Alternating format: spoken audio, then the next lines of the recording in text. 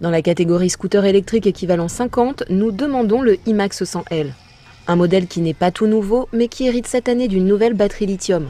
En effet, IMAX, marque née en Allemagne en 2003, a été racheté en 2010 par l'Australien Wemoto, qui produit bien sûr en Chine.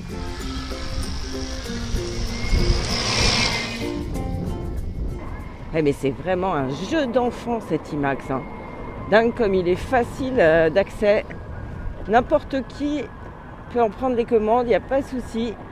C'est vrai que le plancher est un peu large, mais bon, comme la salle est très basse, pas de problème pour mettre les deux pieds à plat quand on fait 1m60 comme moi. Si le style n'est pas de la première fraîcheur, il reste dans le coup, les deux petits feux avant superposés faisant toujours leur effet. La finition d'ensemble est basique, ce sont surtout les commandes au poignet et l'instrumentation qui dénotent. Dommage que l'écran numérique soit si pauvre en informations. Tension de batterie, affichage du mode, jauge de batterie à segment approximative et pas de décompte kilométrique d'autonomie restante. À main droite, on gère les modes et l'affichage au tableau de bord. Et à main gauche, surprise, un bouton marche arrière. Presque un gadget vu le gabarit de l'engin, même si cet IMAX est valorisant.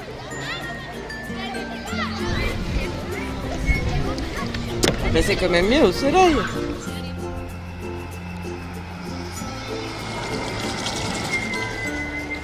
Bon, la question confort, c'est plutôt ferme. Là, le confort, c'est pas son fort.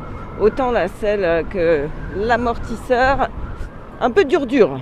En même temps, il n'est pas fait pour rouler non plus pendant 10 000 km. Suffisamment d'espace pour les jambes, même pour les plus grands. Pour s'amuser, on peut même mettre les pieds sur les repose-pieds du passager. D'ailleurs, Annabelle m'a dit derrière qu'elle était plutôt pas mal.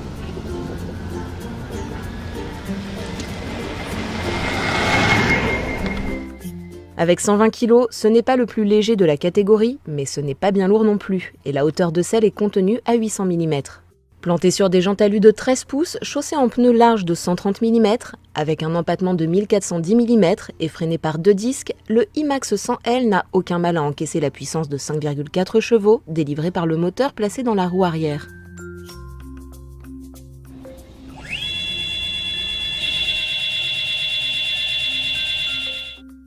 Identique à celui de la version 120L, équivalent 125, il est ici bridé à 45 km/h, vitesse légale atteinte sur le mode normal.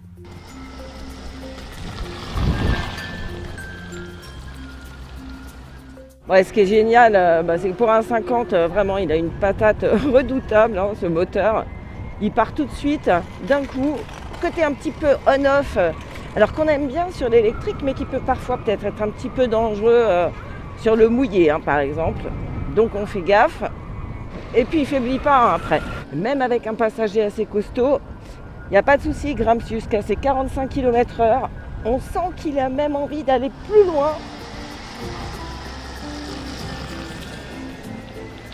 Ceux qui choisiront le mode éco seront limités à 35 km/h. Mais ils optimiseront l'autonomie de la batterie lithium Panasonic d'une capacité de 3 kWh jusqu'à 80 km. En normal, toujours à fond et parfois en duo, nous l'avons épuisé après 63 km. C'est 3 km de mieux que ce qui est annoncé et largement suffisant pour un usage urbain quotidien.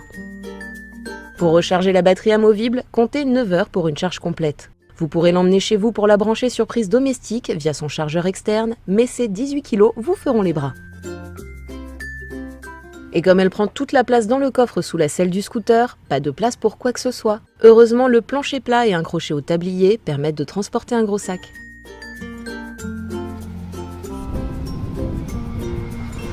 Il tient plutôt bien la route. Il fait demi-tour dans un mouchoir de poche. Le poids n'est vraiment pas un souci non plus, bien réparti. Hop, on tourne sans y penser. On est surpris aussi par le freinage, très puissant. On fera attention sur le mouillé justement avec le frein avant. Mais bon, le frein arrière se suffit déjà pratiquement à lui-même. Ça, c'est plutôt rassurant. Quelque chose qui est moins rassurant, c'est qu'effectivement, personne ne vous entend. Il est vraiment très silencieux, ce IMAX. La chose qui fait le plus de bruit, c'est les clignotants. Assez énervant, d'ailleurs. Mais là, pour le coup, quand vous avez des clignotants, on vous entend arriver. Avec des performances moteurs bien meilleures qu'un 50 cm3 4 temps, une autonomie correcte et un gabarit valorisant, cette E-Max offre une bonne alternative au thermique pour tous ceux qui n'ont pas le permis ou pour les jeunes des 14 ans avec le permis AM.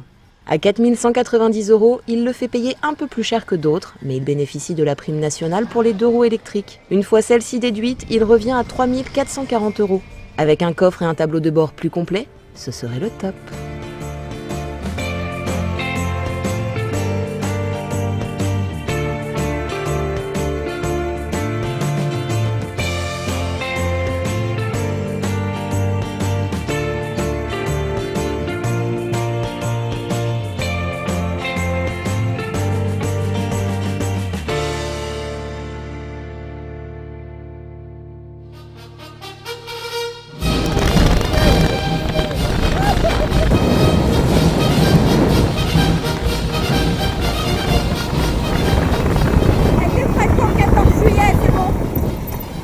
Tu défilais avec les gendarmes, Maya, au 14 juillet? Bon, bah, trop